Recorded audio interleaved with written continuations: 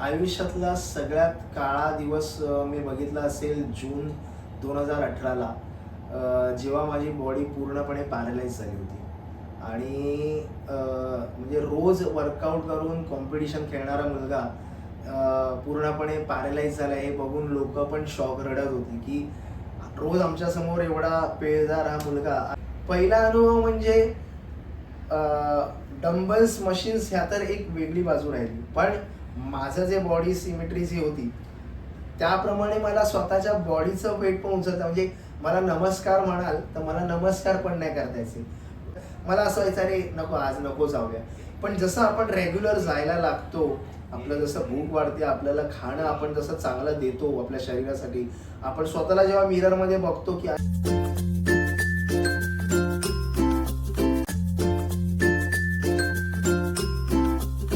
नमस्कार मित्रांनो, तुम्हा सर्वांना श्री स्वामी समर्थ बोलबा या मराठी पॉडकास्ट चॅनलमध्ये तुमच्या सगळ्यांचं स्वागत आहे मित्रांनो. आणि आज आपल्या पॉडकास्ट चॅनलवरती आलेले आहेत प्रशांत लक्ष्मण घोलमदादा आलेले आहेत मित्रांनो. आणि ते मुंबई श्री 2026 गोल्ड मेडल त्यांनी मारलेलं आहे.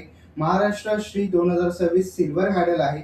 मुंबई श्री 2024ला त्यांनी 2 सिल्वर मारलेले आहेत आणि 2 टाइम ते junior Mumbai Shri gold medal म्हणजे मेडल भेटलेलं आहे त्यांना. आणि ज्युनियर इंडियन सिल्वर मेडल पण दादांना भेटलेला आहे. तर आज आपण आहे ना बॉडी बिल्डिंग तसंच फिटनेस कसा राखला पाहिजे त्यावरती आज आपण हा पॉडकास्ट करणार आहोत. तर दादा तुझे खूप खूप स्वागत. थँक्यू. दादा, पहिला माझा प्रश्न असेल की हा प्रवास कसा चालू झाला आणि थोडक्यात तुझी माहिती सांग. माझं नाव प्रशांत लक्ष्मण घोलम आणि हा सुरुवात याची अशी झाली की मी 10वी जशी आपण क्रॉस करतो तर त्याच्यानंतर एक एक नवीनच एक वेळ असतं बॉडी बनवायचं असं एक प्रत्येकाला एक वेळ असतं. तर तसंच मी आणि माझा एक मित्र होता, आम्ही जिम सुरू केली. एक जायचं म्हणून असंच जायचो, कधीतरी जायचं, आपलं थोडंफार वर्कआउट करायचा. सो तेव्हापासून हा माझा म्हणजे साधारण 2013-14 पण म्हणू शकतो, तेव्हापासून माझा एक हा प्रवास सुरू झाला होता. आणि दादा पहिली जिम तुझी कोणती होती? एक माय फिटनेस म्हणून आमच्या विलेपार्लेला एक जिम होती, एकदम अशी आखाडा जिम आपण म्हणू शकतो, ओल्ड स्कूल जिम सारखी. तिकडे माझा प्रवास सुरू झाला होता. मी आयुष्यातला पहिला डंबल त्या जिम मध्ये उचलला होता. ओके. दादा तू जेव्हा म्हणजे बोलता ना तू बॉडी बिल्डिंग या क्षेत्रामध्ये कसा तिकडे वळलास, म्हणजे जिम मधून हा प्रवास कसा होता तुझा? जेव्हा मी शाळेत होतो त्यावेळेस मी एकदमच म्हणजे बारीक, म्हणजे असं एका हातात बसेन असा होतो, एकदम बारीक. तर कुठेतरी एक म्हणतात ना की स्वतःला कुठेतरी थोडंसं एक चेंज करायचं होतं मला. सो त्यासाठी पहिल्यांदा असंच व्यायाम करायचा म्हणून सुरुवात केलेली. असं काही नक्की असं ठरवलं नव्हतं की बॉडी बिल्डिंग क्षेत्रात जायचं किंवा बॉडी बिल्डिंग करायचं, असं काही ठरवलं नव्हतं. फक्त बॉडीसाठी फिटनेससाठी म्हणून असं गेलो होतो. पण थोडं थोडं जसं पुढे जात गेलो, इंटरेस्ट यात वाढत गेला, मग स्वतःमध्ये चेंजेस जसं बघत गेलो, तर कुठेतरी वाटलं की नाही आता आपण थोडंसं याच्यात, मग काही कालांतराने मी त्या बाबतीत थोडंसं सिरियस झालो. मग जिथे वीकमध्ये फक्त 2दा-3दा जाणं होत होतं ते रेग्युलर बेसिसवर व्हायला लागलं. मग खाणं जसं वाढत गेलं, स्वतःमध्ये जसे बदल बघत गेलो, तसं मग त्या बाबतीत मी थोडंसं सिरियस होत गेलो होतो. दादा माझा दुसरा प्रश्न आहे की बॉडी बिल्डिंग सुरू करण्यामागे प्रेरणा कोणाची होती? मला आठवतंय की त्यावेळेस माझ्या मोबाईलमध्ये संग्राम चौगुले सर त्यांचे फोटो असायचे. सो त्यांना बघून कुठेतरी असं वाटायचं यार की कधीतरी अशी बॉडी बनवली पाहिजे. त्यांच्यासारखं होणं ते तर शक्य नव्हतं, बट कुठेतरी त्यांना बघून असं वाटायचं की नाही, असं एक बॉडी आपली असली पाहिजे. सो तिथून कुठेतरी माझं एक त्यांना बघून एक मला मोटिवेशन मिळालं होतं की नाही, आपण पण केलं पाहिजे. सो एक माझ्यासाठी तरी ते प्रेरणास्थान होते. आणि दादा तुला ही जिम मध्ये म्हणजे जेव्हा तुझा हे बॉडी बिल्डरचा प्रवास चालू झाला तर तुला सुरुवातीला कोणत्या अडचणी आल्या? सगळ्यात पहिला बॉडी बिल्डिंगची सुरुवात सगळ्यात महत्वाचं असतं ते म्हणजे आपलं डाईट. आणि डाईट म्हटलं की त्याच्यात प्रोटीन इनटेक आला, आपलं खाणं आलं, हे सगळ्या गोष्टी येतात. आणि आत्ताच्या काळात म्हणाल तर आपल्याला या आपल्या इंडियन फूडमधनं तितकंसं जे बॉडी बिल्डिंगसाठी इम्पॉर्टंट जे प्रोटीन इनटेक हवे असतं ते आपल्याला तितकं मिळत नाही. मग त्याच्यासाठी आपल्याला सप्लिमेंटेशन लागतं, वे प्रोटीन म्हणा, बाकी सगळ्या गोष्टी असतात त्या लागतात. मग ह्या सगळ्या गोष्टी आपल्या घरच्यांना कन्व्हिन्स करणं त्यावेळेस थोडंसं एक डिफिकल्ट होतं, एक मोठा टास्क होता की त्यांना. कारण की प्रोटीन म्हटलं की आजच्या काळात आई वडिलांना एक मोठा प्रश्न, अरे प्रोटीन हेच आजच्या काळात मुलं त्यांच्या आई वडिलांसोबत तुम्ही बघाल की ड्रिंक करतायत, ते आजच्यासाठी कॅज्युअल आहे, ते नॉर्मल गोष्ट आहे. पण प्रोटीन म्हणाल तर थोडासा विचार करतात, अरे काय किडनी काहीतरी जाईल किंवा असं काही. सो तो कुठेतरी एक भाग होता. पण जसं जसं माझ्यात बदल बघत गेले, की माझी मेहनत बघत गेली, मी माझ्या घरच्यांची थोडीशी बाजू थोडीशी समजून घेतली आणि त्यांना समजूत काढली त्यांची, की याचे एक्झॅक्ट फायदे काय असतात ते त्यांना मी समजून दिलं. आणि मग त्यानंतर माझा प्रवास थोडासा तो सुरळीत झाला होता. पण स्टार्टिंगला तोच एक थोडासा एक असतो की घरच्यांना समजूत काढणं, की प्रोटीनची एक्झॅक्ट आपल्या बॉडीसाठी किती गरज आहे ते. आणि दादा तुझा जिमचा पहिला अनुभव कसा होता? पहिला अनुभव म्हणजे डंबल्स मशीन्स ह्या तर एक वेगळी बाजू राहिली. पण माझं जे बॉडी सिमेट्री जी होती, त्याप्रमाणे मला स्वतःच्या बॉडीचं वेट पण उचलता म्हणजे मला नमस्कार म्हणाल, तर मला नमस्कार पण नाही करता यायचे. पुलअप्स करायचं म्हटलं तर ते पण नाही यायचे. सो खूप डिफिकल्ट होतं या सगळ्या गोष्टी स्टार्टिंगपासूनच. सो कालांतराने जशी जशी प्रॅक्टिस होत गेली, रेग्युलॅरिटी माझी वाढली, मग त्या गोष्टी मला सहज करणं जरा सोपं झालं. पण त्याआधी खूप कष्ट करावे लागत होते या सगळ्या छोट्या-छोट्या गोष्टींसाठी पण. दादा मसल गेनसाठी बेसिक रुटीन कसं असावे? मसल गेनसाठी म्हणाल तर आपल्या जेवणामध्ये आपल्याला जास्तीत जास्त प्रोटीन कसं त्याच्यातनं मिळेल याचं आपल्याला लक्ष दिलं पाहिजे. जसं की आता तुमचं जर गोल आहे की हां, मला बॉडी बनवायची, तर तुम्हाला जास्तीत जास्त प्रोटीन इनटेक ज्या गोष्टीतनं आपल्याला मिळतं. फॉर एक्झाम्पल जर तुम्ही नॉन व्हेजिटेरियन असाल, तर तुम्ही तुमच्या आहारात तुम्हाला चिकन म्हणा, फिश म्हणा, एग्ज म्हणा, याचं प्रमाण थोडंसं वाढवावं लागतं. जर तुम्ही व्हेजिटेरियन आहात तर तुम्हाला पनीर तुमचं म्हणा किंवा टोफू म्हणा, या सगळ्यांचं बेसिकली तुम्हाला प्रोटीन इनटेक तुमचा थोडासा वाढवावा लागतो ॲज पर तुमच्या दिवसभरातल्या तुमच्या ॲक्टिव्हिटीप्रमाणे, तुमचं वर्कआउटचं जो काही इंटेन्सिटी आहे त्याप्रमाणे तुम्हाला तुमचं प्रोटीनची इंटेन्सिटी पण तेवढी थोडीशी वाढवावी लागते. आणि फॅट लॉस आणि मसल गेन ह्याच्यामध्ये काय फरक आहे? फॅट लॉस आणि मसल गेन. फॅट लॉस म्हणाल तर फॅट लॉस करताना जसं की आपल्या बॉडीसाठी आपल्याला आहे ना 2 गोष्टी असतात. एक प्रोटीन इनटेक, दुसरं कार्बोहायड्रेट्स, तिसरं असतं फॅट.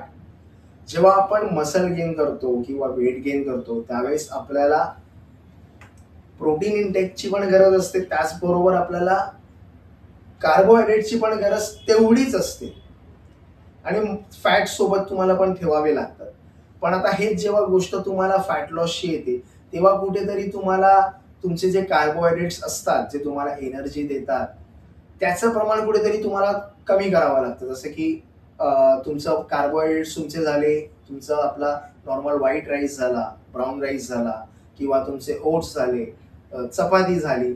या सगळ्याचं प्रमाण थोडंसं कमी करून तुम्हाला तुमचं प्रोटीन इनटेक थोडंसं वाढवावं लागतं, जेव्हा तुम्ही फॅट लॉस करत असता. सो दोन्हीमध्ये थोडासा हा एक तुम्हाला थोडासा ताळमेळ तुम्हाला मिळवावा लागतो. आणि दादा आठवड्यामध्ये किती दिवस वर्कआउट करणं योग्य आहे?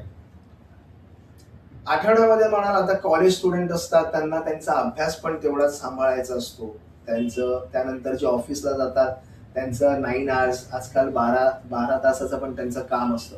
सो अशा वेळेत त्यांनी रेग्युलर रोज येऊन 2-2 तास वर्कआउट करणं म्हटलं तर त्यांच्या बॉडीसाठी त्यांना रिकव्हरीसाठी पण प्रोटीन इनटेकची गरज तेवढीच आहे. आणि जर त्यांना प्रोटीन इनटेक तेवढं मिळत नसेल आणि जर रेग्युलर रोज त्यांचा जर 2-2 तास वर्कआउट होतोय, तर त्याला त्यांचा जो इफेक्ट असतो तो दिसणार नाही. त्यामुळे जेवढं तुम्हाला रिझल्ट पाहिजे असतो, त्यासाठी तुम्हाला रिकव्हरीची पण गरज तेवढीच असते. त्यामुळे जे नॉर्मल लाईफस्टाईलवाले जे असतात, जसे की कॉलेज स्टुडंट्स म्हणा, की 12 आवर्स वगैरे त्यांची नोकरी असते, यांनी वीकली 3 ते 4 दिवस जरी वर्कआउट करतायत तरी गुड इनफ आहे. पण एखाद्याचा जर गोल आहे, की त्यांना ॲज अ बॉडी बिल्डर त्यांना जायचंय किंवा त्यांना फिटनेस इन्फ्लुएन्सर बनायचंय, तर त्यांना वीकली ॲटलीस्ट 5 to 6 डेज तरी त्यांना वर्कआउट करणं गरजेचं आहे. त्याचबरोबर वीकमधले 1-2 दिवस त्यांना रेस्ट पण गरजेचं आहे. कारण की बॉडीला पण रिकव्हरी तेवढीच इम्पॉर्टंट असते. सो दोन्ही फॅक्टर इथे मॅटर करतात, की तुमचं गोल काय? त्याप्रमाणे तुम्हाला तुमचा वर्कआउट ठरवावा लागतो. बरं. आणि कार्डिओ वर्सेस वेट ट्रेनिंग त्याच्यामधलं कोणतं महत्वाचं आहे? दोन्ही गरजेचं आहे. ओके. दोन्ही गरजेचं आहे. जसं की आता तुम्ही फॅट लॉस करताय, तर आजकाल बघतो आपण की फक्त लोक एक तर झुंबा करताय किंवा फक्त कार्डिओ करतायत, 1-1, 2-2 तास कार्डिओ करत असतात, पण त्यांचं न्यूट्रिशनकडे त्यांचं बिलकुल लक्ष नसतं. तर तुम्ही कार्डिओ करून करून तुम्हाला वाटेल की तुम्ही फॅट लॉस करताय, पण त्याचबरोबर तुमचं जर न्यूट्रिशन आहे ते जर प्रॉपर नसेल, तुमचा प्रोटीन इंटेक प्रॉपर नसेल, तर त्याने तुमचा फॅट लॉस नाही तर तुमचा मसल लॉस होत असतो. सो त्यामुळेच जेवढीच तुम्हाला वेट ट्रेनिंगची गरज आहे तेवढीच तुम्हाला कार्डिओची पण गरज आहे. सो दोन्ही गोष्टी नियंत्रणात असणं गरजेचं आहे. वेट गेन करताना पण तसंच आहे की तुम्ही वेट गेन करताय किंवा मसल गेन करताय, तर आपल्याला तुमचं कॅलरीज थोड्याशा हाय असतात ॲज कम्पेअर टू तुमच्या फॅट लॉसच्या जर्नीमध्ये. पण जर तुमच्या कॅलरीज जर हाय ठेवल्यात तुम्ही, तर त्याच्यासोबत तुम्हाला कार्डिओ पण ठेवणं तेवढंच गरजेचं आहे. पण जिथे आपण फॅट लॉस करताना एव्हरीडे आपण जर कार्डिओ करतोय, कोणी प्रेफर करतं की फास्टेड कार्डिओ करतं म्हणजे एम्प्टी स्टमक कार्डिओ करतात, कोण पोस्ट वर्कआउट कार्डिओ करतं. सो प्रत्येक जण आपल्या सोयीप्रमाणे आणि आपल्या एक्सपिरियन्स प्रमाणे करतात.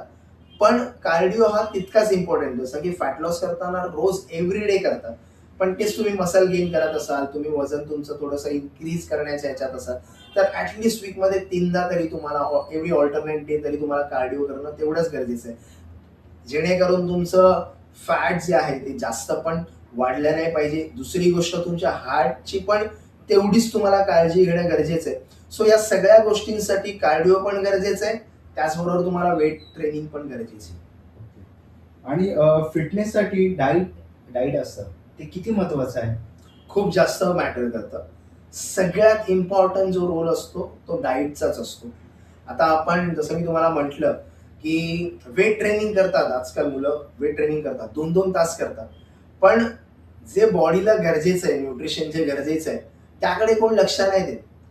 जर तुम्ही बॉडीच्या कॅलरीज बर्न करताय, पण त्याच्यानंतर आता आपण मसल जेव्हा वर्कआउट करतो आपले मसल्स ब्रेकडाऊन होतात, पण त्यानंतर त्याला तेवढीच रिकव्हरीची पण गरज असते. पण जर आपण त्याला खतच दिलं नाही तर ते वाढणार कसं? बरोबर. त्याचबरोबर त्याला आरामही तेवढाच दिला पाहिजे. सो या सगळ्या गोष्टी तितक्याच गरजेच्या आहेत. दादा, जे बिगिनर असतात त्यांना जिम नुकतीच त्यांनी चालू केलेली असते, तर त्यांना सोपा डाएट प्लॅन काय असेल? जिम जे सुरू करतात, जे बिगिनर्स असतात, त्यांना तर माझा हाच सल्ला असेल की जितकं होऊ शकेल तितकं घरच्या खाण्याकडे लक्ष द्या, ज्या तुम्हाला इझिली घरी तुम्हाला अवेलेबल असतात. जसं की आता ब्रेकफास्ट करायला गेलो आपण, तर ब्रेकफास्ट हा प्रत्येकाच्या घरी नॉर्मल एक इडली म्हणा किंवा पोहे म्हणा, उपमा म्हणा, हे इझिली अवेलेबल असतं. लापसी म्हणा, हे इझिली अवेलेबल असतं.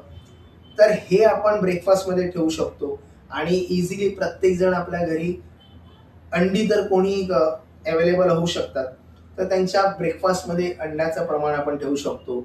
आजकाल काही लोक संडेलाच फक्त चिकन बनवतात किंवा वेनसडेलाच फक्त चिकन बनवतात, बाकी वेळेस नाही बनवत.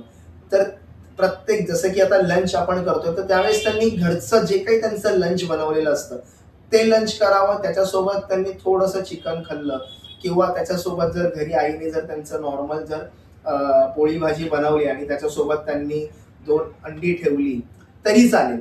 पण त्यांना जास्तीत जास्त फोकस करायचं ते घरच्या जेवणातनं कसं त्यांना आहार त्यांचा कंप्लीट करता येईल याकडे त्यांना नक्की फोकस करावा लागेल. ओके. दादा, प्रोटीन सप्लिमेंट घ्यावे का आणि ते सुरक्षित आहेत का? प्रोटीन घ्यावं का? तर प्रोटीन निश्चित घ्यावं. आजकाल एक थोडंसं आजकालच्या पालकांना म्हणाल, पॅरेंट्सला म्हणाल, तर थोडंसं प्रोटीन म्हटलं की एक वेगळीच भीती असते. अरे प्रोटीन, आता ह्याचं किडनीला काय होईल? तर असं नसतं. जसं मी तुम्हाला काही वेळ आधी सांगितलं की आजच्या काळात आपल्याला कुठचीच गोष्ट ही प्युअर मिळत नाही. प्रत्येक गोष्टीत आपल्याला भेसळ मिळते. तर तुम्हाला पनीर जरी म्हटलं, आपण व्हेजिटेरियन पनीर म्हटलं, तरी पण त्याच्यातनं आपल्याला तितकंसं प्रोटीन मिळत नाही. आणि जर तुमचं जर गोल आहे की तुम्हाला जर बॉडी बनवायची आहे, तुम्हाला फिटनेससाठी तुमचं लक्ष द्यायचं आहे, तर तुम्हाला प्रोटीन इंटेक तेवढाच गरजेचा आहे आणि तो आपल्या इंडियन फूडमधनं तितकंसं आपल्याला मिळत नाही. आता व्हेजिटेरियन म्हणाल तर तुम्हाला व्हेजिटेरियनमध्ये प्रोटीनचे सोर्सेस बरेच कमी आहेत. मग अशा वेळेस तुम्ही काय कराल? अशा वेळेस तुम्हाला प्रोटीनची गरज पडते. कारण की तुम्हाला जे बॉडीला जे गरजेचे जे न्यूट्रिशन आहे ते त्याच्यातनं तुम्हाला कंप्लीट होतात. पण जर तुमचं नॉन व्हेजिटेरियन तुम्ही आहात आणि तुम्ही इझिली जर तुम्ही एग्स खाऊ शकता, फिश खाऊ शकता, चिकन खाऊ शकता, तर तुम्हाला तितकीशी प्रोटीनची गरज नाही पडत. कारण की तुमचा जो काही इंटेक असतो प्रोटीन इंटेक, तो तुम्ही या तुमच्या सॉलिड मीलमधनं तुमच्या जेवणातनं तुम्ही कंप्लीट करू शकता. मग दादा, घरच्या जो जेवणाचा जो आहार असतो त्यातून बॉडी बनू शकते? नक्कीच बनू शकते. नक्कीच बनू शकते. पण त्यातही तुमचं गोल डिपेंड करतं. जर तुम्हाला एक नॉर्मल फिटनेस लाईफ अशी जगायची असेल, फिट राहायचं असेल, तर तुम्ही नक्कीच करू शकता. पण तुम्हाला जर माझ्यासारखं जर तुम्ही विचार करत असाल, की मला स्टेजवरती जायचं आहे, मला कॉम्पीट करायचं आहे, तर तुम्हाला मग त्याच्यासाठी नक्कीच तुम्हाला थोडंसं तुमचं डाएट थोडंसं वेगळं द्यावं लागतं. तुम्हाला दररोजची तुमच्या वजनाप्रमाणे तुम्हाला एग्स ठेवावे लागतात. तुम्हाला चिकनचं प्रमाण म्हणा, तुम्हाला फिशचं प्रमाण म्हणा, या सगळ्या गोष्टी तुम्हाला तुमच्या वजनाप्रमाणे, तुमच्या गोलप्रमाणे तुम्हाला तुम्हाला तुमच्या शरीरासाठी लागणारी जी गरज आहे, ती पूर्ण करावी लागते. दादा, माझा पुढचा प्रश्न आहे की तू रोज आता जिमला जातो, तर काही बिगिनर्स असतात, ते आळसपणा करतात, तर रोज जिमला जाणं हे कसं टिकवावं? रोज जिमला जाण्यासाठी कोणाला कुठच्या मोटिवेशनची मला नाही वाटत की कुठच्या मोटिवेशनची तुम्हाला गरज आहे. जर तुम्ही स्वतःमध्ये एक शिस्त, एक डिसिप्लिन आणली तर नक्कीच. कारण की जसं-जसं आपण डिसिप्लिनने रोज आपण नियमित एक आपल्या आपल्या हा दिवसाचा एक आपल्याला भागच बनवावा लागतो तो. जसं की आता आपल्याला सकाळी उठलं, आपल्याला अंघोळ आपण नियमितपणे करतो. हा आपल्या आयुष्याचा एक भागच आहे. तसं तुम्हाला तुमच्या आयुष्याचा एक तुम्हाला भागच बनवायचा आहे, की मला व्यायाम करायचा आहे. हे जेव्हा तुम्ही तुमच्या मनाशी तुम्ही ठाम ठेवता, त्यावेळेस तुम्हाला कुठच्याही मोटिव्हेशनची गरज नाही लागत आणि तुम्ही स्वतःहून या सगळ्या गोष्टी तुम्ही बिंबवायला स्वतः चालू करता आणि त्यावेळेस तुम्हाला जेव्हा स्वतःमध्ये रिझल्ट दिसतात, तर तुम्ही आपोआप तुम्हाला वाटतं, की नाही आज मी जावं. जसं की मी तुम्हाला म्हटलं, की आधी मी स्वतः जेव्हा जिम सुरू केलं, तर मला असं व्हायचं, "अरे नको आज नको जाऊया." पण जसं आपण रेग्युलर जायला लागतो, आपलं जसं भूक वाढते, आपल्याला खाणं आपण जसं चांगलं देतो आपल्या शरीरासाठी, आपण स्वतःला जेव्हा मिररमध्ये बघतो, की अरे माझ्यात आज थोडा बदल दिसतोय. जेव्हा आपल्याला स्वतःमध्ये प्रोग्रेस दिसतो, त्यावेळेस तुम्ही स्वतःहून नियमित जायला सुरुवात करता. आणि दादा, जेव्हा आपण जिमला जातो नियमितपणे, पण आपल्याला वाटतं की मला पाहिजे तसा रिझल्ट भेटत नाही, मग काय करावं? यासाठी तुम्हाला थोडंसं आजकाल कसं होतं ना, की एक वर्कआउट ही तितकाच गरजेचा असतो, की आपण वर्कआउट कशा पद्धतीने करतोय, आपलं खाणं कसं ठेवतोय, या सगळ्या गोष्टी खूप गरजेच्या असतात. आणि ह्या प्रत्येक गोष्टी एक सायकल असते. प्रत्येक गोष्टी एका मागोमाग एक डिपेंड असतात, की तुम्ही कसं करताय. आता नियमित जाताय, पण तुम्हाला रिझल्ट येत नाहीये. तर तुम्हाला त्यासाठी तुमचा आहार तुम्ही कसा ठेवताय हे गरजेचं आहे. तुमचा जर आहार तुम्ही जर बदलताय, तुम्ही प्रॉपर तुमच्या बॉडीसाठी जर न्यूट्रिशन देताय, तर तुम्हाला तो रिझल्ट दिसणार. तुमचा जर वर्कआउट तुम्ही जर तुमच्या वर्कआउटची जसं की 1-2 महिन्यानंतर तुमच्या वर्कआउटची तुम्ही जसं इंटेन्सिटी वाढवाल, थोडं वर्कआउटमध्ये चेंजेस कराल, तर तुम्हाला रिझल्ट दिसले, की तुम्ही तुमचं एक तुम्हाला त्याप्रमाणे बदल. कारण की एकच गोष्ट रोज, रोज, रोज, रोज करून पण बॉडीला ती गोष्ट अडॅप्ट होऊन जाते. तर बॉडीला पण थोडीशी चेंज गरजेचे असतात. बरोबर. आणि दादा, डिसिप्लिन वर्सेस मोटिवेशन, तर ह्याच्यामध्ये काय महत्वाचं तुला वाटतं? माझ्यासाठी तर डिसिप्लिन. जर तुम्ही स्वतःमध्ये डिसिप्लिन आणाल, जर तुम्हाला स्वतःमध्ये एक तुमच्या जर शिस्त तुम्ही आणली, डिसिप्लिन आणलं, तर तुम्हाला मला नाही वाटत कुठच्या मोटिव्हेशनची गरज असते. कारण की जर तुमच्या स्वतःमध्ये जर तुम्ही डिसिप्लिन आणली, तुम्हाला त्याचा आउटपुट नक्कीच दिसणार, की तुमच्या स्वतःमध्ये काय चेंजेस होतात. आणि हे जेव्हा तुम्हाला दिसेल, तर तुम्हीच तुमच्यासाठी स्वतःसाठी एक मोटिव्हेशन बनून जाता. मग तुम्हाला गरजेचं नसतं, की कुठचं मोटिव्हेशन आपल्याला हवे किंवा ते म्युझिक हवे किंवा ते मोटिव्हेशन काहीतरी हवे. आपणच आपल्यासाठी मोटिव्हेशन कसं बनाल याकडे आपण लक्ष दिलं पाहिजे. ओके.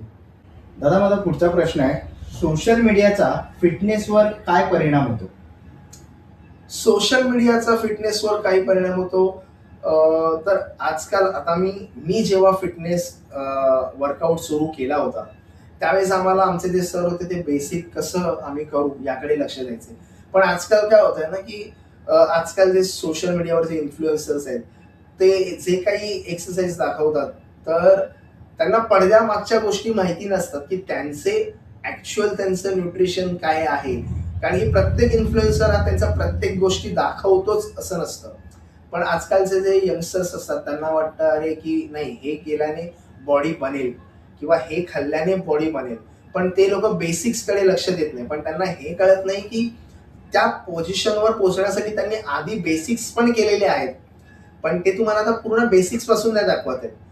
बेसिक्स त्यांचे तेवढे क्लिअर असतात. सो आधी तुमचे बेसिक क्लिअर असणं तितकंच गरजेचं आहे. सो मी तरी हेच म्हणेन, की इन्फ्लुएन्सर तुम्ही त्यांचा सल्ला घ्या, पण त्याचबरोबर तुमच्या बेसिककडे तुमचं लक्ष असणं तितकंच गरजेचं आहे. आता दादा तू बोललास की तू 2026चा गोल्ड मेडल मारलेला आहेस. तर दादा कॉम्पिटिशनसाठी तू तयारी कशी करतोस किंवा तू बिगिनर्सला काय सांगशील? कॉम्पिटिशनसाठी सुरुवात म्हणाल तर माझ्या प्रत्येक गोष्टी या एक ॲज अ कॉम्पिटिटर म्हणाल तर तुम्हाला तुमच्या बाकी सगळ्या गोष्टी तुम्हाला सॅक्रिफाईस कराव्या लागतात. म्हणजे मग ते तुमचं फॅमिली फंक्शन असो, तुमच्या मित्रांसोबतचे पार्टीज असो, काही प्लॅन्स असो, यापासून तुम्हाला थोडंसं लुप्त व्हावं लागतं, थोडंसं लांब राहावं लागतं. कारण की तुम्हाला पूर्णपणे तुमचा फोकस हा तुमच्या फक्त बॉडी बनवण्याकडे, तुमचं रेस्ट, तुमचं खाणं ह्या सर्कलमध्येच राहिलेला पाहिजे. जर तुमचा गोल बॉडी बिल्डिंग असतो तेव्हा. सो जर तुम्ही म्हणाल की बिगिनर्सचं म्हणाल, तर मी तरी एकच सल्ला देईन की तुम्हाला जर या क्षेत्रात यायचं असेल, तर तुम्हाला तितकं तुमचं डेडिकेशन म्हणा, तुमचं डिसिप्लिन असणं गरजेचं आहे. तुम्ही जर तितकासा वेळ देऊ शकत असाल त्या गोष्टीसाठी, तर बॉडी बिल्डिंग हे क्षेत्र तुम्ही बघा. ओके. आणि दादा स्टेजवर जाण्यापूर्वी काय रुटीन ठेवावं लागतं? फक्त स्टेजवर जाण्यापूर्वी नाही, स्टेजवर जाण्याआधी जवळपास एखादा जो बॉडी बिल्डर असतो, हा जवळ-जवळ वर्षभर त्याची त्या गोष्टीसाठी तयारी चालू असते. मग त्यानंतर ती वर्षभराची जी तयारी असते, ती स्टेजवर जाण्यासाठीचा जो आता 1 महिना असतो, त्यावेळेस त्याचं डाएट चेंज झालेलं असतं, त्यावेळेस त्याचा वर्कआउट चेंज झालेला असतो. मग 1 आठवड्याआधी त्याचं पाण्याचं जे काही त्याचं इंटेक असतं, त्याच्यात त्याने बदल केलेला असतो. त्याच्यात सोडियमचा बदल त्याने केलेला असतो. त्याच्या आहारात त्याने बदल केलेला असतो. या सगळ्या गोष्टी असतात. फक्त स्टेजवर जायच्या आधीचा नसतो. तो खूप एक मोठा प्रवास असतो. पण जर फक्त तुम्ही म्हणाल स्टेजवर जाण्याआधीचा, तर प्रत्येक वेळेस प्रत्येकाचं वेगळं असतं थोडंसं. जसं की कार्ब्स म्हणा, की आता जर 2 दिवसाआधीचं म्हणाल, तर बॉडी बिल्डर जे असतात त्यांचं सोडियम त्यांनी बंद करतात. वॉटर इनटेक त्यांचं बंद करतात. त्यानंतर स्टेजवर जायच्या आधी त्यांना एक प्रॉपर कार्बोहायड्रेट्स बॉडीला द्यावे लागतात, जेणेकरून त्यांना तेवढी एनर्जी येईल. कारण की पोजेस द्यावे लागतात, तर त्यावेळेस तुम्हाला तेवढं एनर्जी पण असणं गरजेचं आहे. सो ह्या सगळ्या गोष्टीकडे लक्ष द्यावं लागतं. ओके. आणि दादा आजकालची आपण पिढी बघितली, काही नॅचरल बॉडी बनवतात किंवा काही स्टेरॉइड घेऊन बॉडी बनवतात. तर तुझं मत काय आहे? आजकाल बघाल तर जसं तुम्ही आता म्हणालात इन्फ्लुएन्सर, तर इन्फ्लुएन्सरच्या नादी न लागता मला असं वाटतं की यंगस्टर्स जे आहेत, जर खरंच त्यांचं ब्रेड अँड बटर जर त्यांचं बॉडी बिल्डिंग असेल, तर त्यांनी स्टेरॉइडचा, मी कोणालाही स्टेरॉइडसाठी प्रमोट करणार नाही. बट जर तुमचं स्टेजसाठी तुम्ही जर म्हणताय आणि तुम्ही स्टेरॉइड्सचं यूज करताय, तर तो एक वेगळा भाग आहे. पण जर तुम्ही फक्त एक चार चौघात दिसण्यासाठी जर तुम्ही स्टेरॉइड यूज करताय, तर ते टोटली मी त्याच्यासाठी डिसॲग्री आहे. त्याच्यासाठी मी कधीच कोणाला अलाव करणार नाही. कारण की ॲज अ बॉडी बिल्डर आणि एक नॉर्मल लाईफस्टाईल या दोन्हीमध्ये खूप जमीन आसमानाचा फरक असतो. तर ज्यांचा बॉडी बिल्डिंगशी काही संबंध नाही, त्यांनी स्टेरॉइडचा उपयोग बिलकुलही आयुष्यात करू नये. फक्त आपलं जे प्रॉपर घरचं खाणं म्हणा किंवा एक प्रोटीन इंटेक जो असतो तो प्रॉपर ठेवावा आणि एक एक्सरसाइज जे वीकली जे 4 ते 5 दिवस करतायत, तरी त्यांच्यासाठी खूप असतं ही गोष्ट. आणि दादा माझा पुढचा प्रश्न असेल, भारतामध्ये बॉडी बिल्डिंगमध्ये करिअर कसं आहे? भारतामध्ये बॉडी बिल्डिंगसाठी करिअर म्हणाल तर नक्कीच. म्हणजे आत्ताच तुम्ही बघाल तर रेल्वेसाठी वगैरे जॉब म्हणाल, तर बऱ्याचशा अशा भरती येतात. त्याच्यानंतर तुम्ही म्हणाल आपली जी टपाल सेवा आहे त्यासाठी पण तुम्ही अप्लाय करू शकता. मुंबई युनिव्हर्सिटीचे जर तुमच्याकडे मेडल्स असतील तर तुम्ही रेल्वेसाठी अप्लाय करू शकता. त्याच्यानंतर इंडियन नेव्ही म्हणा, इंडियन आर्मी म्हणा, याच्यातही तुम्ही जाऊ शकता. सो त्यासाठी तुमच्याकडे त्या लेव्हलचं तुम्हाला सर्टिफिकेट्स, तुम्हाला मेडल्स असले पाहिजे. तुमच्याकडे नॅशनलचे मेडल्स असले पाहिजे. पण जर तुम्हाला रेल्वेमध्ये जायचं तर तुमच्याकडे मुंबई युनिव्हर्सिटीचं मेडल असणं गरजेचं आहे. सो ह्या सगळे बरेच सोर्सेस आहेत तुम्हाला. असं नाहीये की बॉडी बिल्डिंगमध्ये करिअर नाहीये. बॉडी बिल्डिंगमधनं तुम्ही पैसे कमवू नाही शकत, बट बॉडी बिल्डिंगच्या मेडल्समधनं नक्कीच तुम्ही गव्हर्नमेंट जॉब तुम्ही मिळवू शकता. आणि दादा, काही लोक बोलतात किंवा जे पालक असतात ते बोलतात की जिम केल्याने उंची थांबते. हे खरं आहे का? नाही, जिम केल्याने कधीच उंची थांबत नाही. प्रत्येकाचं जेनेटिक्स पण तितकंच मॅटर करतं. जर आता माझ्या आई वडिलांची जर हाईट ज्याप्रमाणे आहे तर त्याप्रमाणे माझी वाढ होणार. तर जिममुळे कधी हाईट कधी थांबत नाही. हे एक या या यासाठी तरी मी डिसॲग्री. आणि दादा, आता आपण मध्ये बघितलंस, तू बोललास की प्रोटीन प्रोटीन घेतल्याने काही साईड इफेक्ट होतात का? नाही, प्रोटीन तुम्हाला मी तेच म्हटलं की प्रत्येक गोष्टीचं एक प्रमाण असतं. आता तुम्ही प्रोटीनचंच म्हणाल किंवा नॉर्मल आता आपण एखादं स्वीट गोष्ट म्हणा, कोणतीही गुलाबजाम म्हणा किंवा कुठचीही गोष्ट म्हणा, ती जर तुम्ही तुमच्या शरीरासाठी म्हणा किंवा तुम्हाला त्यावेळेस जितकं खाणं गरजेचं आहे तितकं जर तुम्ही खाल तर त्याचा तुम्हाला काही साईड इफेक्ट नाही होणार. पण जर तुम्ही एका वेळी तुम्ही जर विचार केला की मी एका वेळी डायरेक्ट 15 ते 20 खाईन गुलाबजामुन किंवा रोज मी एवढे गुलाबजामुन खाईन, तर बट ऑब्वियस आहे की तुम्हाला हाय शुगर म्हणा किंवा त्याचे साईड इफेक्ट दिसणारच. त्याचप्रमाणे तुम्हाला प्रोटीनचं आहे की तुमच्या बॉडीसाठी तुम्हाला जेवढं गरजेचं आहे तेवढं जर तुम्ही प्रोटीन इंटेक घेताय तर त्याच्यासाठी तुम्हाला काही त्याचा साईड इफेक्ट नाही. पण तुम्ही कोणत्याही गोष्टीचा ओव्हर यूज करू नका. तर दादा, माझा पुढचा प्रश्न असेल की सध्या आपण बघतो की सगळ्यांचं जीवन ही धावपळीचं आहे. तर फॅट लॉससाठी फक्त कार्डिओ पुरेसा आहे? नाही, मी तेच आता तुम्हाला सांगितलं होतं की फक्त कार्डिओ म्हणाल तर असं तर आपण रोजच आपण स्टेप्स आपण चालतो. स्टेप्स फक्त मोजायचे झालं तर एखादा जो मनुष्य आहे जो खूप जास्त वेट आहे तो तर 20,000 स्टेप्स पण चालत असेल आणि एखादा बारीक आहे तो फक्त 5,000 स्टेप्स पण चालत असेल. सो हा पण एक प्रकारचा कार्डिओ झाला. तर कार्डिओ फक्त गरजेचा नाहीये, त्याचबरोबर तुम्हाला वेट ट्रेनिंग ही तितकीच गरजेची आहे. तुम्हाला जर फिट राहायचं असेल, तुम्हाला जर बॉडी तुमची टोन दिसली पाहिजे तर तुम्हाला वेट ट्रेनिंगची ही तितकी गरज आहे. आणि दादा, महिलांनी वेट ट्रेनिंग करावे का? नक्कीच करावी, नक्कीच करावी. कारण की फिटनेस, जसं म्हटलं मी तुम्हाला, फिटनेस आजच्या काळात तुम्ही आता बघाल की बॉडी दिसावी म्हणून नाही तर स्वतःला एक स्ट्रॉंग ठेवण्यासाठी, आपल्या शरीराची हालचाल होण्यासाठी म्हणा, शरीर आपलं ऍक्टिव्ह राहण्यासाठी म्हणा. कारण की तुम्ही वर्कआउट करता आपल्याला स्वतःला एक थोडासा एक फ्रेशनेस येतो, एक थोडासा कॉन्फिडन्स येतो. आणि आजकाल जे काही सुरू आहे, आजकाल समाजात जे काही सुरू आहे त्यासाठी स्वतःच्या एक सेफ्टीसाठी म्हणा तुम्ही की महिलांना वर्कआउट हा तितकाच गरजेचा आहे. Not only for safety but तुमच्या फिटनेससाठी नक्कीच गरजेचं आहे. हे तुमच्या एक जीवनाचं एक म्हणता ना तुम्ही की अविभाज्य एक घटकच आहे तो तुम्हाला की तुमच्या डेली रुटीन मध्ये वर्कआउट हा असलाच पाहिजे. दादा, वयाच्या 30 वर्षानंतर आपण जिम सुरू करू शकतो का? वयाच्या मुळात वर्कआउटसाठी, व्यायामासाठी कुठच्याही वयाची मर्यादा नसावी.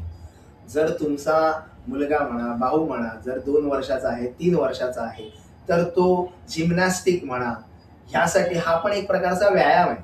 तर तो त्या वयातही व्यायामासाठी जाऊ शकतो. जर एखादे काका 50 वर्षाचे आहेत, 60 वर्षाचे आहेत, तर त्यांना त्यावेळेसही त्यांच्या बॉडीची, त्यांच्या शरीराची हालचाल होणं तितकंच गरजेचं आहे. सो शरीराची हालचाल होणंही तितकंच गरजेचं आहे. त्याच्यामुळे तुम्हाला वर्कआउटसाठी किंवा शरीर तंदुरुस्त ठेवण्यासाठी कुठच्याही वयाची मर्यादा गरजेची नसते. तुम्ही कुठल्याही वयात तुम्ही वर्कआउट करू शकता. आणि आता घरी जर आपण वर्कआउट केला तर बॉडी बनवता येते का? जसं आता तुम्ही हा क्वेश्चन केला तर यंगस्टर्स म्हणाल आता तुम्हाला की कॉलेज स्टुडंट्स आहेत, त्यांना जर एखाद्याला बॉडी बनवायची आहे तर नक्कीच त्यांना थोडंसं जे त्यांना बेनिफिट्स, त्यांना जे जिममध्ये जाऊन मशिनरीजचे जे फायदे आहेत ते त्यांना जास्त होतील. पण एखादे वयोवृद्ध आहेत, त्यांना थोडंसं हालचाल करणं गरजेचं आहे किंवा एखाद्याला पायाची इंजुरी झाली होती, त्यांना थोडंसं पायासाठी एक्सरसाइज हवे आहेत, थोडंसं फिट राहण्यासाठी हवे, तर त्यांच्यासाठी घरगुती व्यायाम हे होऊ शकतं, चालतं. बट दोन्ही तितकंच इम्पॉर्टंट आहे. ओके. आणि दादा आत्ताचं जर आपण बघितलं तर मुंबईचं जीवन हे खूप फास्ट आहे. बरोबर. तर मग या बिझी लाईफस्टाईलमध्ये फिट कसं राहावं? दिवसाचे आपल्याकडे 24 तास असतात. त्यातून मला नाही वाटत की तुम्हाला दिवसभरातनं फक्त 1 तास काढणं काही गरजेचं आहे.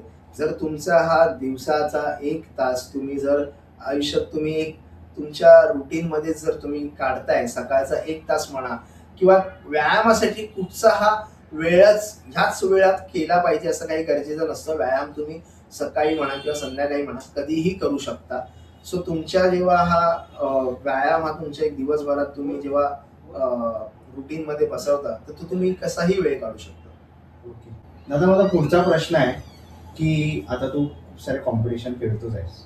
जेव्हा तू पहिली कॉम्पिटिशन खेळलास आणि पहिलं मेडल जेव्हा तू अचीव्ह केलंस, तेव्हाचा तो क्षण काय होता आणि तो प्रवास कसा होता तुझा? मला आठवतंय 27 नोव्हेंबर 2016ला मी माझं पहिलं कॉम्पिटिशन खेळलो होतो आणि त्या पहिल्याच कॉम्पिटिशनमध्ये मी गोल्ड मेडल आणलं होतं. मला आठवतंय चांगलंच. तर तो माझ्यासाठी एक वेगळाच अनुभव होता, कारण की पहिल्याच कॉम्पिटिशनमध्ये गोल्ड मेडल आणणं ही माझ्यासाठी खूप मोठी गोष्ट होती. कारण की त्यावेळेस माझं कॉलेज सुरू होतं आणि मी आधी त्यावेळेस हॉटेल इंडस्ट्रीमध्ये होतो. सो हॉटेलमध्ये असताना हॉटेलचा प्रवास सांभाळत आपलं डाईटकडे बघणं, रोटेशनल शिफ्टकडे लक्ष देणं, सो माझ्यासाठी थोडंसं ते डिफिकल्ट होतं. पण या सगळ्यातनं वेळ काढून तो वर्कआउटसाठी वेळ काढणं आणि त्यानंतर गोल्ड मेडल मिळणं ही माझ्यासाठी खूप मोठी गोष्ट होती त्यावेळेस. दादा घरच्यांचा सपोर्ट आधी कसा होता आणि आता कसा आहे तुला बॉडी बिल्डिंगसाठी? जेव्हा मी सुरुवात केली होती पहिल्यांदी, मला अजूनही आठवतं की त्यावेळेस मी जेव्हा सुरुवात केली तेव्हा मी घरच्यांना आधी मी सांगितलं नव्हतं की मी बॉडी बिल्डिंग करणार आहे. फक्त माझा आहार वाढवला होता सगळ्यात दिवसभरातला. पण एक कालांतराने एक अशी वेळ आली की तेव्हा मला माझ्या वडिलांना सांगावं लागलं की नाही बाबा, मला बॉडी बिल्डिंगचं माझं कॉम्पिटिशन करायचं. तर त्यावेळेस त्यांचा मला अजिबात सपोर्ट नव्हता. घरच्यांचा आधी मला यासाठी सपोर्ट नव्हताच की बॉडी बिल्डिंग कर असं. कारण की बॉडी बिल्डिंग करणं म्हटलं तर बऱ्याच गोष्टी येतात. तुम्ही जसं म्हटलं स्टेरॉइडच्या गोष्टी म्हटलं, त्याप्रमाणे डाईटचं म्हटलं, सगळ्याच गोष्टी येतात.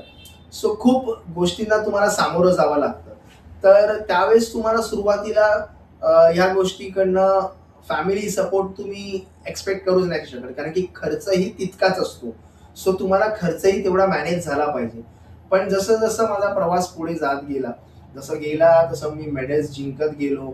मग ते मुंबईश्री असो, मुंबई युनिव्हर्सिटी असो, ऑल ओव्हर इंडिया युनिव्हर्सिटी असो, जसं माझं या क्षेत्रात मी मेडल्स जिंकत गेलो, माझा प्रवास माझ्या घरचे बघत गेले, माझी मेहनत बघत गेले, तसं माझ्या घरच्यांचा, स्पेशली माझ्या आईचा या सगळ्यात मोठा वाटा माझ्या आईचा आहे आणि माझ्या वाईफचा आहे. सो सुरुवातीला तुम्हाला कोणाच्या सपोर्टची तुम्ही अपेक्षा नाही करू शकत. तुम्हाला स्वतःला प्रयत्न करायचे, तुम्हाला घरच्यांना दाखवून द्यायचंय की तुम्ही काय करू शकता आणि नक्कीच तुमचे घरचे जर तुमचे प्रयत्न बघतील, तुमची मेहनत बघतील, तर कोणतेही आई वडील अशा वेळेस सपोर्ट करायला मागे थांबत नाही. तसं असतो बोलण्याचा म्हणा किंवा सगळ्याच गोष्टीचा, आपलं बॉडी लँग्वेज म्हणा. सो खूप फरक पडतो या सगळ्यामध्ये. ओके. आणि दादा तुझा हा बॉडी बिल्डिंगचा जो प्रवास आहे त्यामधला असा कोणता क्षण आहे तो तुला शेअर करायला आवडेल? मला अजूनही आठवतं की 2018ला मी ऑल ओव्हर इंडिया युनिव्हर्सिटीसाठी मला जायचं होतं, जोधपूरला जायचं होतं. आणि त्यावेळेस आमचं ट्रेन जी होती ती आम्हाला ट्रेनची तिकीट आम्हाला मिळत नव्हती. पण जायचं हे नक्की होतं, कारण की ऑल ओव्हर इंडिया युनिव्हर्सिटी माझ्यासाठी खूप मोठं होतं. पण मग त्यावेळेस जायचं कसं? आणि प्रत्येक मिडल क्लास फॅमिलीच्या मुलाचं एक स्वप्न असतं ना की त्यांच्या आई वडिलांना त्याला पहिल्यांदा विमानात बसून घेऊन जायचं. सो मला आठवतंय की त्यावेळेस मी माझ्या आईसोबत पहिल्यांदा मी स्वतः फ्लाईटने बसून जोधपूरला गेलो होतो. सो माझ्यासाठी तो खूप मोठा क्षण होता, कारण की मी पहिल्यांदा माझ्या आईसोबत बसून तिकडे गेलो होतो आणि तिथे आम्ही जिंकलो पण होतो, तिकडे एक्सप्लोअर केलं होतं. सो माझ्यासाठी ती एक वेगळीच मेमरी येते. माझा पहिला तो फ्लाईटचा एक्सपिरियन्स माझ्या आईसोबतचा, तो माझ्यासाठी खूप मेमरेबल आहे. आणि दादा तू म्हणजे मी आता बघितलं की अनेक कॉम्पिटिशन तू खेळलास. कधी आपल्याला पाहिजे तो नंबर लागत नाही, की फर्स्ट, सेकंड, थर्ड झाला. तर तेव्हा काय तुझी जी फिलिंग्स असते किंवा तेव्हा तुझे काय विचार असतात? कॉम्पिटिशन म्हटलं तर हार ही जीत हे होतच असतं. आता जसं की प्रत्येक वेळेस प्रत्येक बॉडी बिल्डर हा तितक्याच जोराने मेहनत करत असतो. कोणी असं नसतं की फक्त करायचं म्हणून. प्रत्येक बॉडी बिल्डर हा तितक्याच मेहनतीने प्रयत्न करत असतो. तर कधी आज मी सरस असू शकतो, कधी तो सरस असू शकतो. तर हा खेळ आहे, तुम्हाला ते एक्सेप्ट करणं तितकंच गरजेचं आहे. आज जर तुम्ही हारताय तर तुम्हाला तुमचं वीक पॉइंट काय होते, तुमचं कुठे चूक झाली, ह्याचं तुम्हाला नेक्स्ट टाइम येताना तुम्हाला सुधारणा करून यायची. हेच तुमच्या डोक्यात तुमचा माइंडसेट असला पाहिजे. अ, आपण दादा बघतो की आपले जे शिक्षक असतात शाळेतले, आज तुला जर तुझे सर, मॅडम भेटत असतील, तर ते बोलत असतील की तू तर वर्गामध्ये असं नव्हतास. म्हणजे त्यांच्याकडे काय अप्रिशिएट होतं तुला? बरंच. कारण की मी जसं म्हटलं शाळेत असताना मी एकदम बारीक म्हणजे एकदम बारीक दुबळा पतळा होतो एकदम. तर म्हणजे जीवच नव्हता असा होतो. तर आता ते माझं जसं जर्नी बघतात किंवा मी पहिल्यांदा हॉटेल इंडस्ट्रीमध्ये होतो. तर जेव्हा मी हॉटेल इंडस्ट्रीमधनं जेव्हा मी बॉडी बिल्डिंगमध्ये जसं मी माझं करिअर स्विच केलं, तर आधी तर माझ्या वडिलांचा पण मला यासाठी सपोर्ट नव्हता. पण जसं मी या क्षेत्रात येऊन माझं नाव म्हणा आणि या ॲज अ करिअर मी जेव्हा चूज केलं आणि मी जसं पुढे घेत गेलो, माझं प्रगती माझे जे हॉटेलमधले असलेले मॅनेजर जेव्हा बघितले त्यांनी, तर शिक्षक पण म्हणा आणि मॅनेजर पण म्हणा, तर त्यांना पण वाटतं की कुठेतरी याने योग्य तो निर्णय घेतला. सो असा मला खूप चांगला पॉझिटिव्ह मला हा एक्सपिरियन्स आहे. ओके. दादा रॅपिड फायर आपण प्रश्न आता चालू करूया. जिम की club party? Gym, okay. Cardio की weight? Weight training, okay. Morning workout की evening? Evening workout, okay. Cheat meal की सिक्रेट डाएट? डाएट. ओके. आणि दादा तुझी फेवरेट एक्सरसाइज कोणती आहे? मला माझे लेग्स ट्रेन करायला खूप आवडतात. माझा लेग वर्कआउट हा माझ्यासाठी खूप आवडता एक्सरसाइज आहे मला. ओके. आणि दादा आता पुढचं तुझं अचीवमेंट काय असेल? यावेळेस माझं मिस्टर इंडिया माझ्याकडनं राहून गेलं होतं. तर माझं नेक्स्ट गोल तर तेच आहे की मला मिस्टर इंडिया आणि मला एकतरी माझ्या आयुष्यात मला इंटरनॅशनल कॉम्पिटिशन खेळायची. हा माझा नेक्स्ट गोल असेल. ओके. दादा तू ही बॉडी बिल्डिंग क्षेत्र करतोच आहे. तर ह्याच्यामधला कोणता असा प्रसंग आहे जो कमबॅकचा आहे तुझा?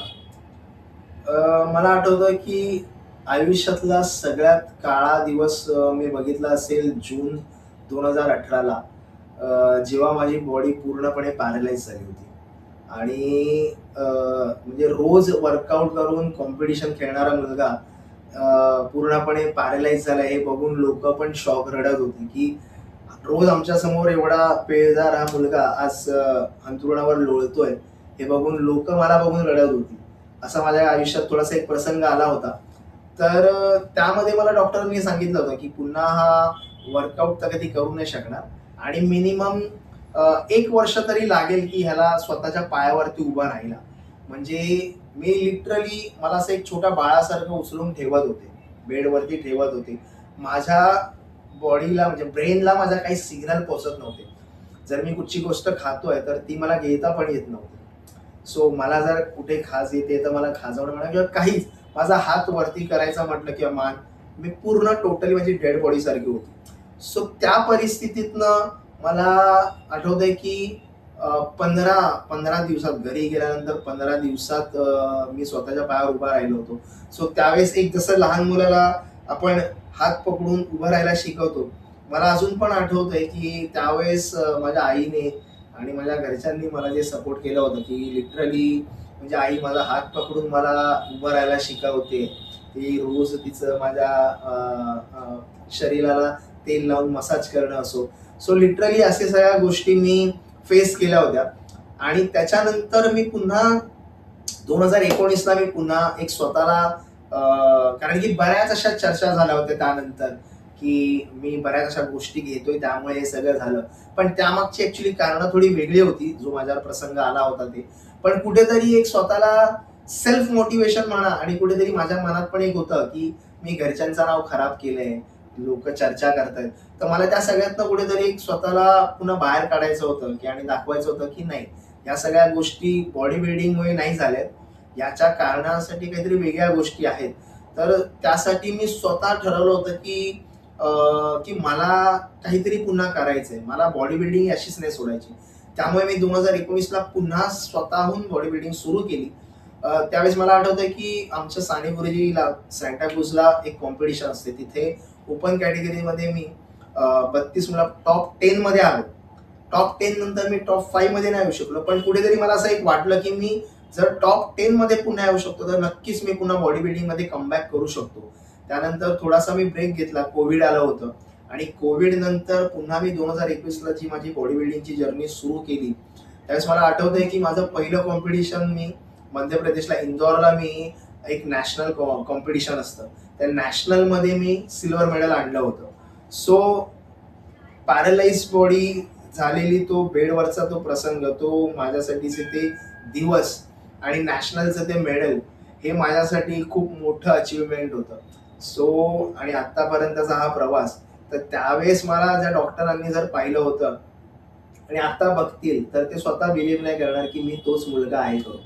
सो हा माझ्यासाठी एक खूप वाईट प्रसंग होता त्यावेळेस, पण मी तो पार केला. दादा, तू जेव्हा कॉम्पिटिशनला जातो तेव्हा घरी आई वडील त्यांचं म्हणजे तो एक वेळ आणि गोल्ड मेडल मिळवून आणल्यावर तो क्षण कसा असतो? माझ्या कॉम्पिटिशनसाठी म्हणजे आता माझी बायको आहे आणि आई. तर ह्या आधी कसं माझ्या आईला माझ्या कॉम्पिटिशनसाठी यायचं असायचं आणि वाईफला पण यायचं असतं. तर त्यावेळेस त्यांचं एक वेगळंच, माझ्याहून जास्त एक्साइटमेंट त्यांना असते माझ्या कॉम्पिटिशनसाठी. त्यांना यायचं असतं. सो मेडल जिंकल्यानंतर मला तर एक आनंद तर होतोच. माझी जी मेहनत असते ती जेव्हा रंगाला येते, मला तर आनंद असतो. पण बऱ्याच वेळा असं होतं, की माझ्या आधी माझ्या आईच्या डोळ्यातच अश्रू येतात.